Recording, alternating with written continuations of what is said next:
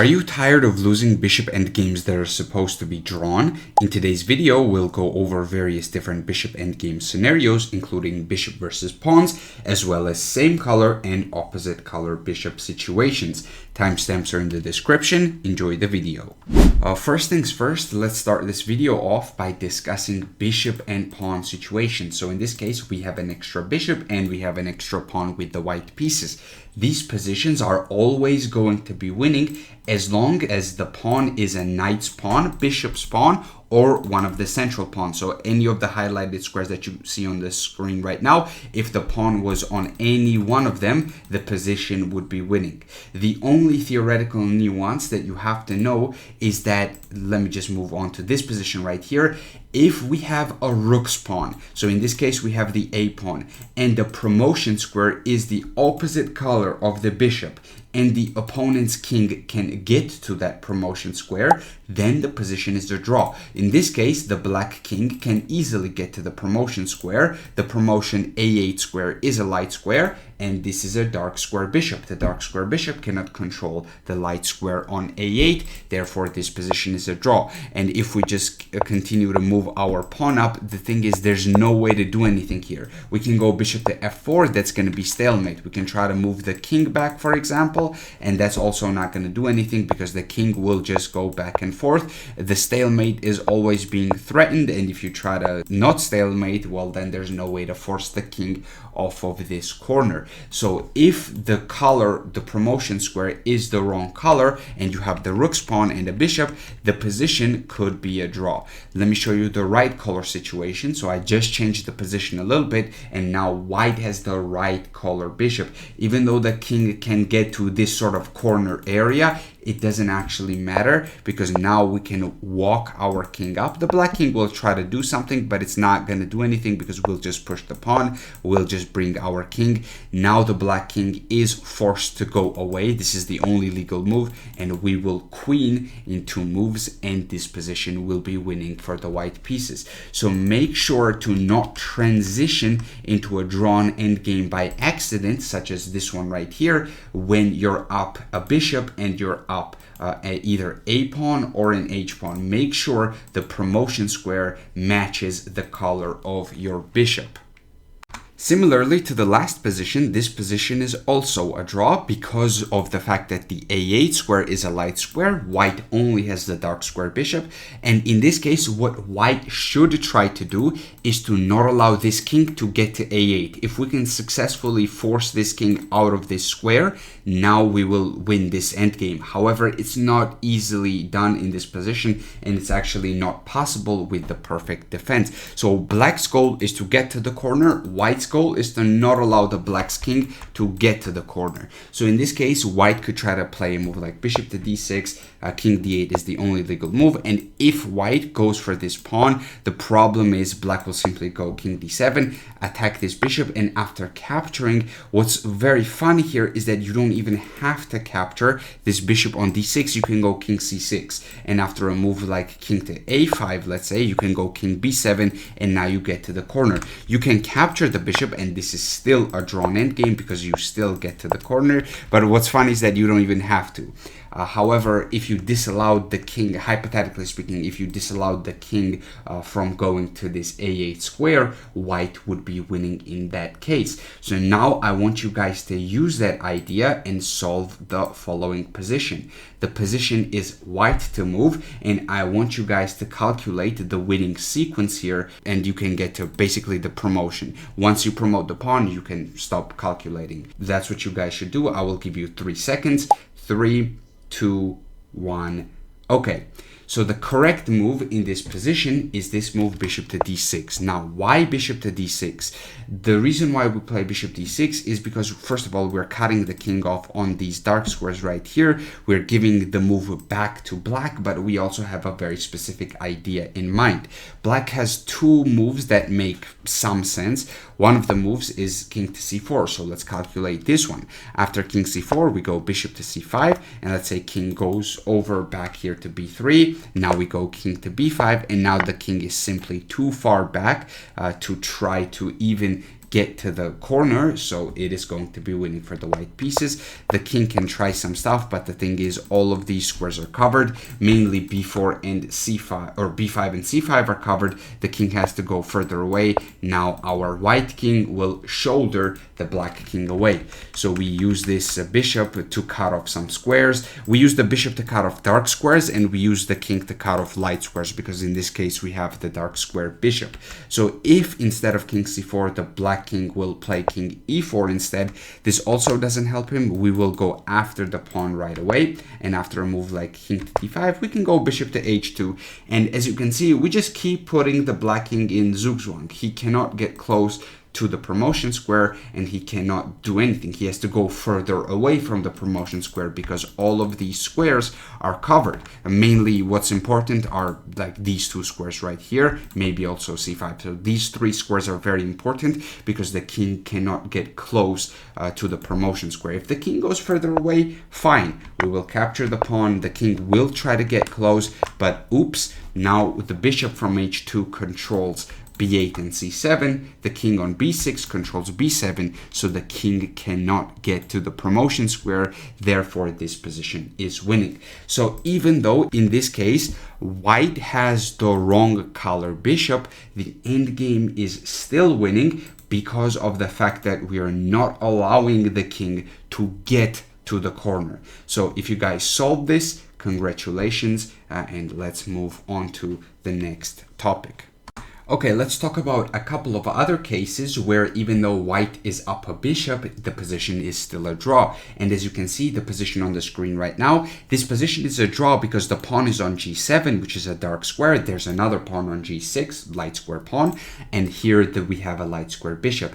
But even though we're controlling the promotion square, it doesn't really matter because there's no way to win this pawn on g7. The bishop is a light square bishop, so it cannot target the pawn on g7. So the only piece that can target the pawn is the king. However, the squares from which you can target this pawn, let me just highlight them on the screen right now. These are all the possible squares where the white king can target the black pawn. The black pawn is controlling these two, so those squares are inaccessible. This square on g6 is covered by the pawn. It's also inaccessible. But the problem is you cannot get to any of these squares with the white king in order to attack this pawn. And even if you do, the problem is you will run into a situation like this, where let's say the black king goes to g8 here. After a move like king to e7, king h8, if you go to any of these squares, the problem is that this position will simply end in a stalemate, and the position is a draw. There's no way to win this. So this position right here is a theoretical draw. So it's a very interesting case where even though white is up a bishop and it's not the wrong color corner sort of scenario, this is still a draw. Let me show you another case, such as this one right here. This is also a draw because the bishop is stuck on this square on h7. It cannot get out.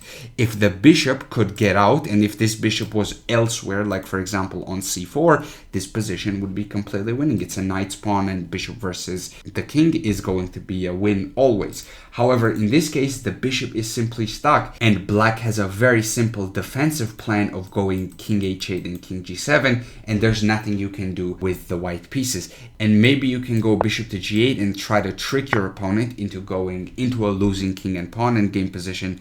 But how would you do that, right? There's no way to do that. And this pawn is being pressured, so you cannot easily move away. And you can just go back and forth with the king. If the white king tries to come up, okay, king f8, opposition, king g8, and this position also ends in a stalemate. Okay, now let's talk about bishop versus disconnected pawns. That means pawns that are far away from each other. Is this a win for white, or is this a draw?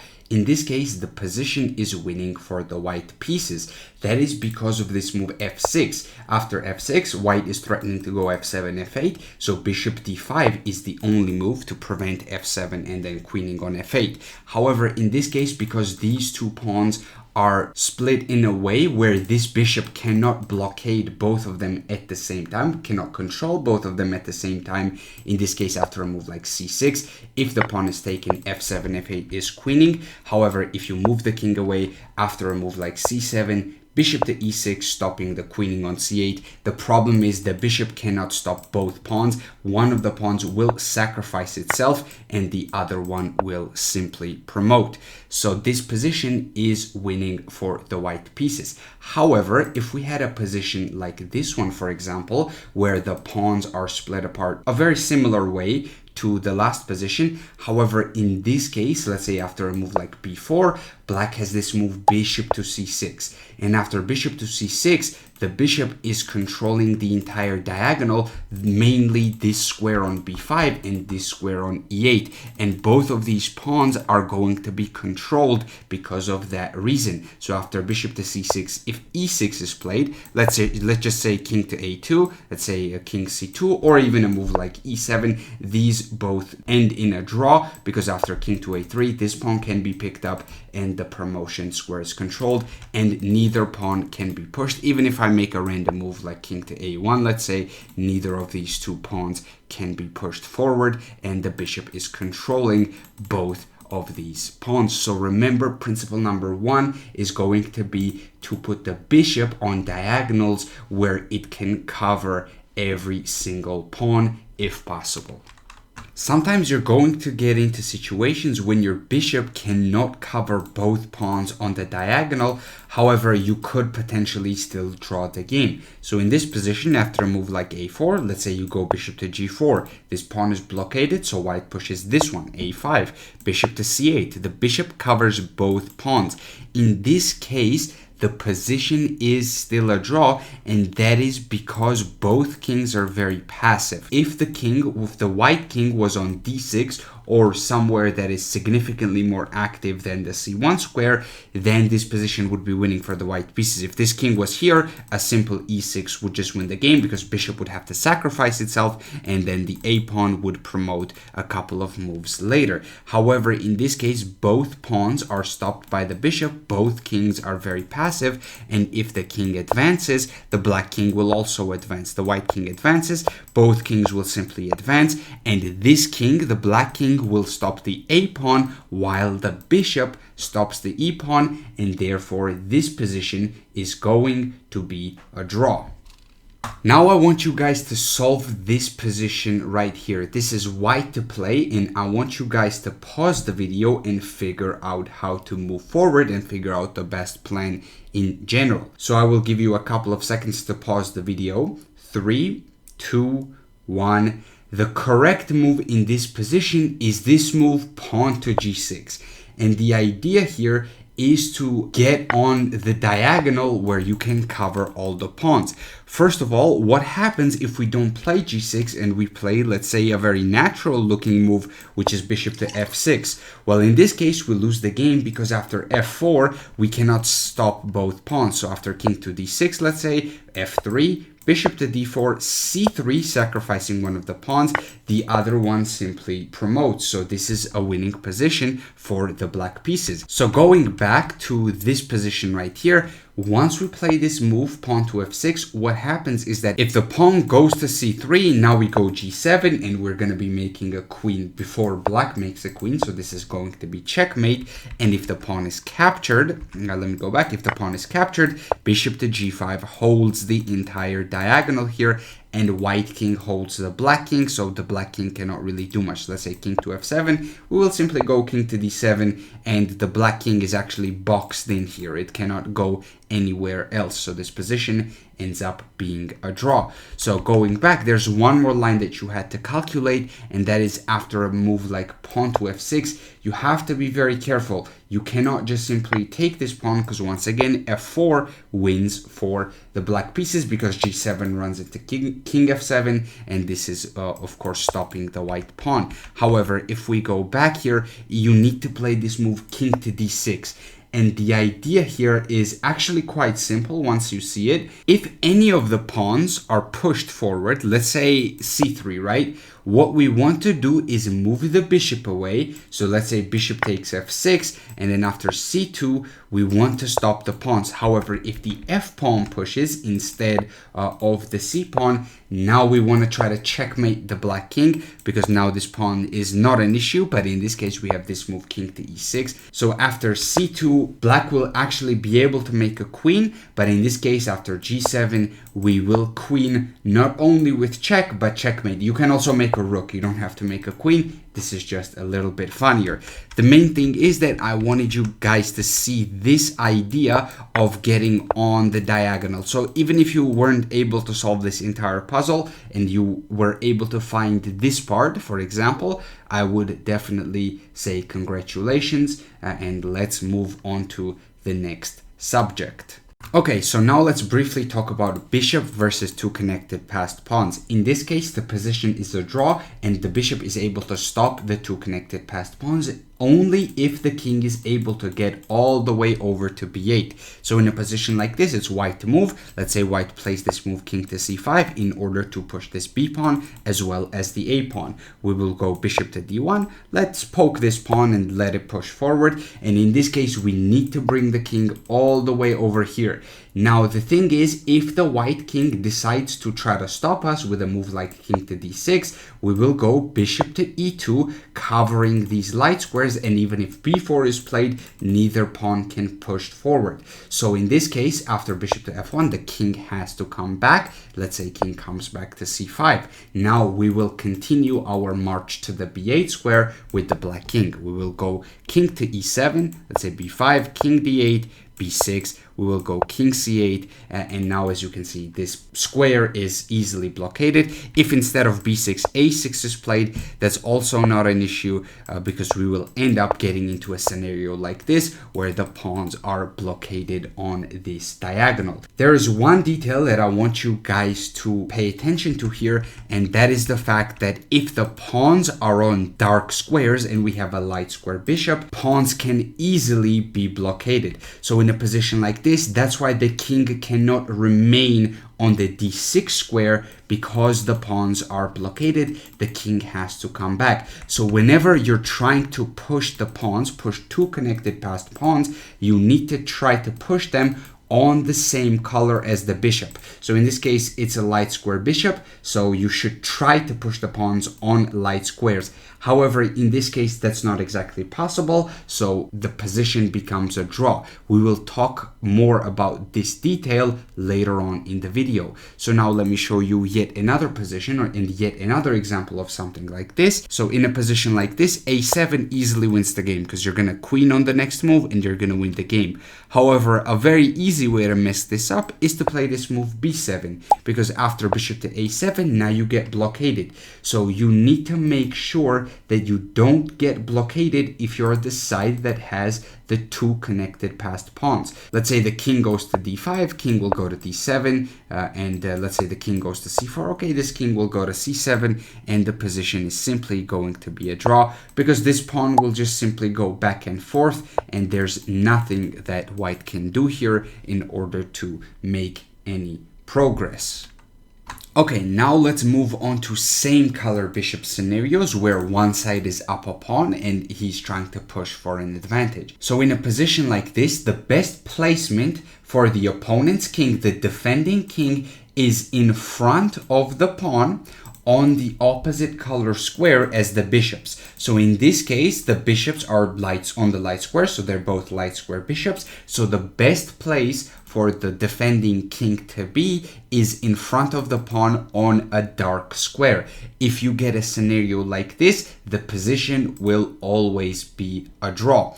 Now let's move on to a situation like this. Let me just go back where, we have a scenario like this. The light square bishop is controlling d7. So we cannot simply push the pawn, because after bishop to d7, this position is simply a draw. It's actually already a draw even here. I cannot even capture the bishop. The game is already over due to insufficient material. However, this position is actually winning for the white pieces if we go bishop to d7 ourselves. And our goal in this position is to drive off the opponent's bishop from this diagonal and also this diagonal. So these are the two diagonals where we do not want this bishop to be, so we can start pushing this pawn. Now after a move like bishop d7, our opponent will go bishop to d1. If we try to move our bishop, let's say to h3, bishop to a4 will be played. However, in this case, what we can do is play this move bishop g2, and now we can stop this bishop by going to this c6 square. And after a move like, let's say, bishop to e8 or something, bishop to c6 will be played, and now this light square bishop no longer has enough time to get on this diagonal right here. It would take 2 moves for this dark square bishop, therefore the bishop has to move, and then after d7, d8 wins the game. And there's actually a better placement for the defending king. So let me go back to this position right here. This position is a theoretical win for the white pieces. However, if we change the position a little bit, now we have this placement right here, and now the position is a draw. So the second best placement for the defending king, the best placement would hypothetically be d8. Of course, that's not possible in this position, but the second best placement for the defending king is right behind the attacking king. That is because now this maneuver no longer works, because after a move, let's say bishop to d7, now the same thing can happen. Let's say bishop to d1. If we try to do the same thing, the problem is this maneuver of going bishop g2 and then bishop to c6 no longer works, because the defending king is in a better position, and therefore this position right here is a draw. The black bishop can go to e8, and this position will simply be a draw, because you cannot push the pawn, the bishop will sacrifice itself, and you cannot get the bishop off of this diagonal or this diagonal. So dark square bishop is going to stay on one of the diagonals. It's just going to go back and forth. Oh, not there, either here, if I can make normal arrows, either to g4, or it will go to a4, and this basically cannot be stopped.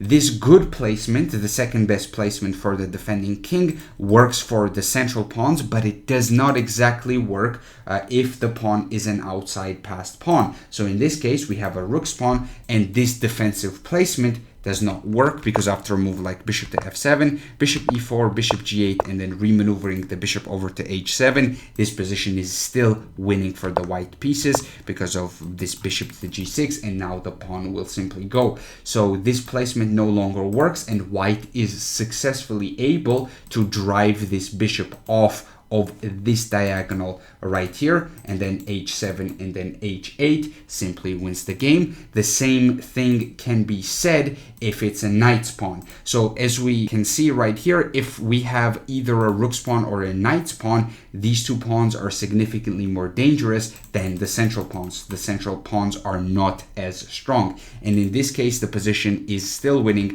because after bishop to b7, trying to drive this bishop off, let's say bishop to f5 is played, and we already know that if we drive the bishop off of this diagonal, the dark square bishop will try to go to this diagonal right here. So once again, we have to move the bishop while maintaining control over this diagonal. We cannot go to c6. We have to go a bit further away, and after a move like bishop to c8, now we can go bishop to e2, and this is zugzwang for the black pieces, because if the bishop moves away, then the pawn pushes through. If the bishop goes to a6, we capture the bishop, and if the king goes to b4, because there's no way to move the bishop if the king goes to b4, now bishop to a6 is winning the game, because the bishop either has to exchange itself or move away, and the pawn is pushed through. So to recap what I just said, the best placement for the black king is in front of the pawn in the opposite color square of the bishops. So in this case, that would be the b8 square, but of course that's not accessible in this specific position.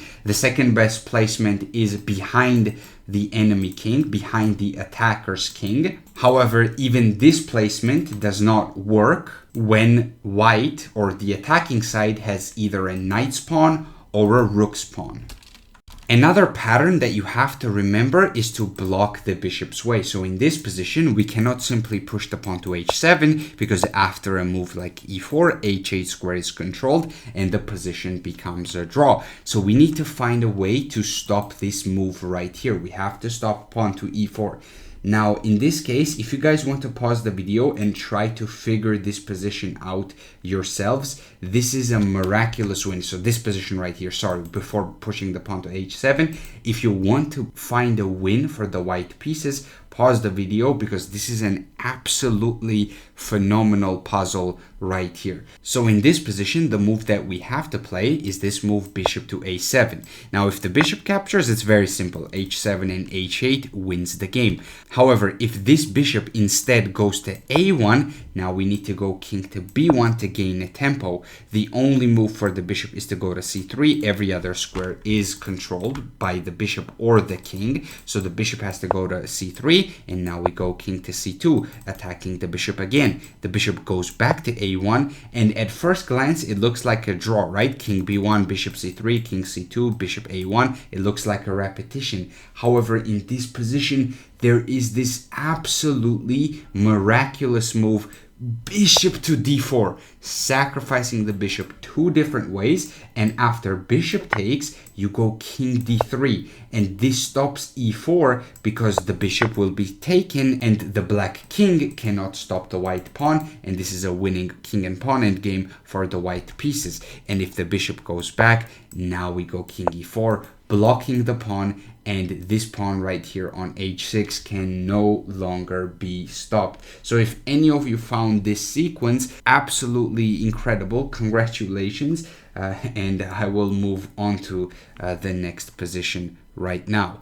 Okay, now let's move away from the theoretical positions for a little bit and look at more practical examples. And this is going to be principle number 3. So the principle number 3 is that if you're in the same color bishop situation, you want to make sure that the pawns are fixed on the same color as the bishops. Fixed means frozen. So the pawns are frozen on dark squares. Your opponent's pawns are frozen on dark squares. Your pawns, as the white side, are frozen on light squares. This is good because your opponent's bishop cannot target the pawns that are on light squares. This is a dark square bishop. However, your bishop can target their pawns, and this results in an advantageous, in this case the position is completely winning, but if you're in a situation like this one, for example, it is going to be at least better. So in this case, there's this pawn frozen, fixed on this light square, and white is targeting this pawn very, very well. These pawns are also all on light squares, although they could move here,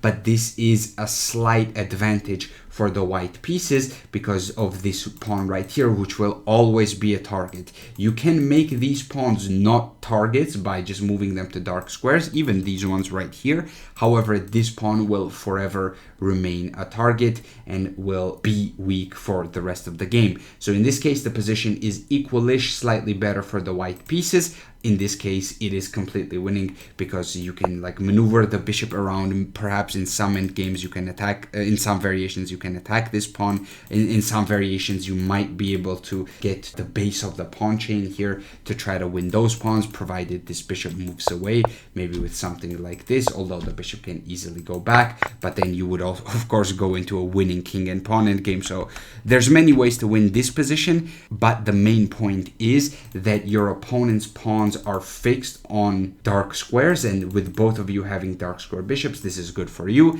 And in this case, this pawn is fixed on a light square. Both sides have light square bishops, so this is good for you.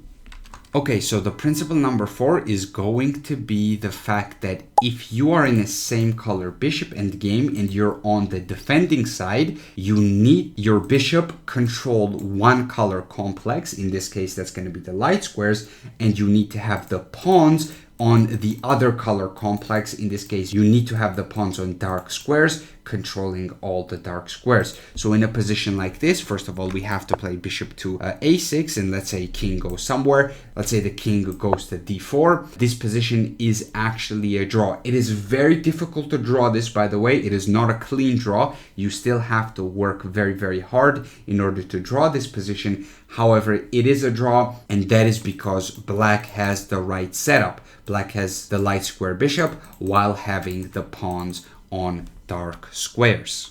So now let's move on to opposite color bishop situations, and principle number 5 is going to be opposite color bishop endgames are usually a draw. That is because the bishops cannot actually fight against one another. They fight on different color complexes, and usually what happens is that the pawns get traded off the board and the position results in a draw. So remember, opposite color bishop endgames are usually a draw. However, if there are multiple pieces still remaining on the board, for example the rooks, the position is not really a draw even if there are opposite color bishops on the board. And in situations like this, you need to be on the offensive, you need to be attacking, because the opposite color bishops favor the attacking player. So in this case, you need to play moves like rook to c7 and then bishop to c4 to target this pawn on f7. Let's say here a move like b5 is played, rook to c6, you can target this pawn,